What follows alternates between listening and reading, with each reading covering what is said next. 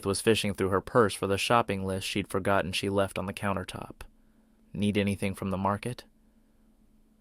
Bernard across the room slouched on the couch, a book open in his lap, eyes skimming the words but not really reading. His mind was elsewhere. Out in the shed. Locked up with a suitcase full of cash that didn't belong to him. He cleared his throat. Milk. Captain Crunch. Something to snack on later, maybe. Edith exhaled through her nose. Too much sugar, Bernie. He didn't look up. Well, then surprise me. She shook her head. The universal signal for she'll do what she wants anyway. Grabbed her purse off the counter, then her keys, then made for the door without another word. Bernard listened. The door shut. The screen clattered behind it. He waited, counted the seconds. Then, the car engine rumbled to life. Tires crunched down the gravel drive, faded into the distance. Still he sat, waited, just in case she doubled back for something. Coupons, her checkbook, that weird little notepad she used to write down gossip from the church ladies. Women had a way of remembering things at the last damn second, but the driveway stayed empty. Bernard stood, stretched, moseyed toward the front window, peeking through the curtain like a man checking for the rapture. The coast was clear. He cracked his knuckles. Time to go see about that suitcase.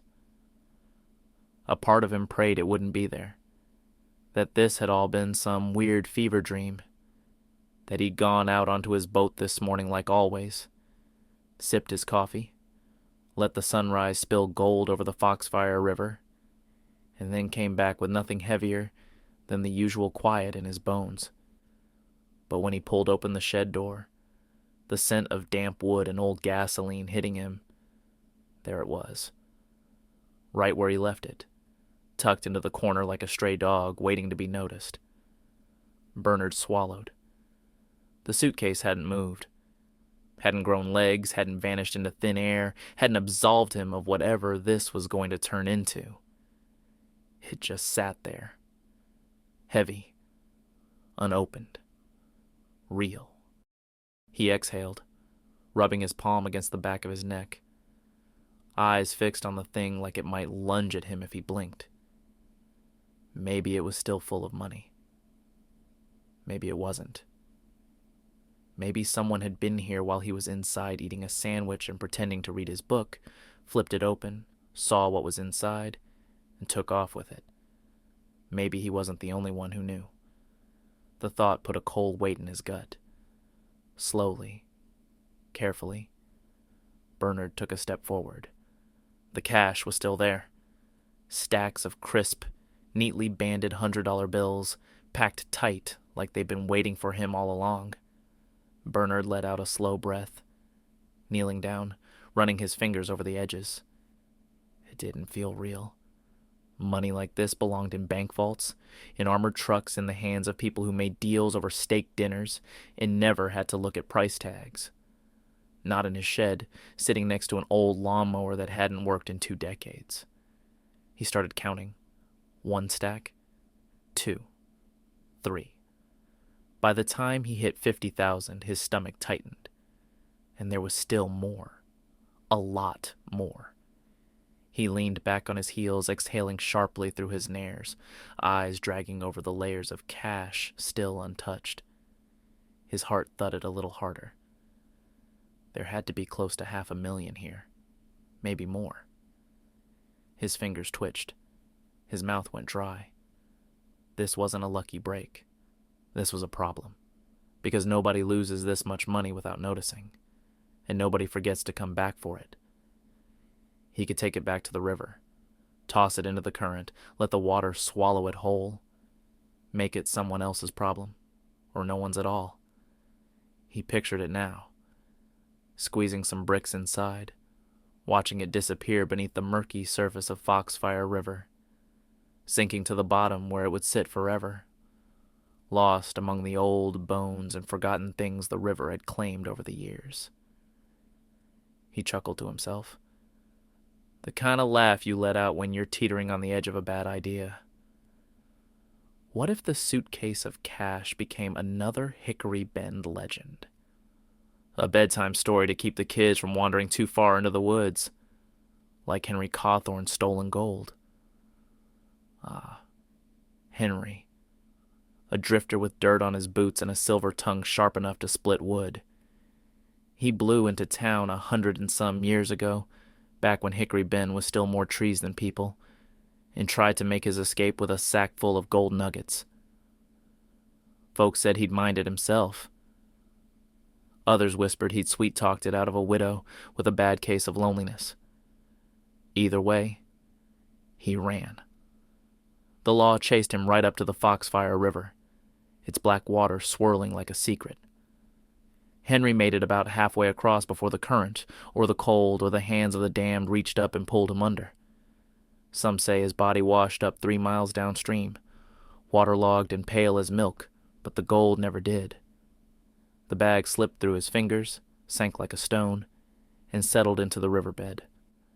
They say the river got a little meaner after that, its banks a little softer, a little more eager to swallow up anything, or anyone, who dared to tempt their own fate. If the suitcase went missing, if it vanished into thin air or into the muddy claws of the Foxfire, he could already hear the whispers. The legend of the cash that slipped away. And he'd sit back and watch as the town tried to peel back its own skin to find it. All while he sipped his coffee, the kind of hot that burns all the way down, and waited for the next poor fool to take a plunge. That would be the smart thing to do. The safe thing. Just ditch the suitcase and get on with his life. But then, his mind drifted. Shifted. Started doing the kind of math that comes naturally to a man who's spent too many years just getting by. He thought about his mortgage, the overdue electric bill, the credit card statements he stacked in a drawer, unopened, like ignoring them might erase the debt. He thought about the price of gas, the way groceries seemed to get more expensive every damn week, how every trip to the mechanic came with a sigh and a well, I got some bad news for you, Bernard. He could keep some of it. Pay off a few bills. Just a little. Enough to breathe. Nobody had to know. He could bury the rest in the backyard, behind the shed, under the old oak tree where nothing ever grew, and go unnoticed for decades. Bernard exhaled, rubbing a hand over his face. He tucked the suitcase back where he hid it, and threw some old rags over it, to give it some extra protection. No one ever comes out here. But what if Edith decided to touch up the bathroom walls with some paint? Fat chance. But stranger things have happened. Like finding a suitcase of cash in the river, to name one.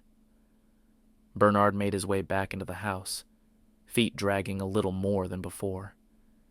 His hand lingered on the doorknob a second longer than necessary before he stepped inside. Moving on autopilot, he went straight to his desk, pulled open the drawer. Envelopes, a lot of them. Most unopened, their edges curled, their contents avoided. He grabbed one at random, tore it open with his thumb, and pulled out the slip of paper inside. His eyes scanned the balance due. Just shy of $10,000 left on the mortgage. His stomach twisted. Not because of the number itself. He's seen worse.